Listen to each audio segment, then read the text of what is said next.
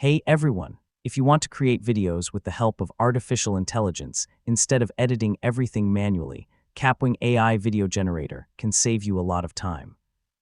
In this video, I'll show you how to use Kapwing AI Video Generator from start to finish in 2026. First, visit the Kapwing website and sign in to your account.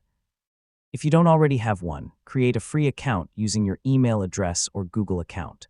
Once you're logged in, navigate to the AI Tools section and look for the AI Video Generator feature. This tool allows you to create videos from prompts, scripts, articles, or other content depending on the available features.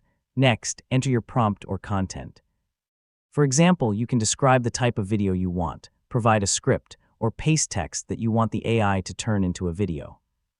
After entering your content, choose the video style, format, or settings that best fit your project. Depending on the available options, you may be able to customize aspects such as aspect ratio, voice, captions, and visual style. And that's how to use Kapwing AI Video Generator in 2026.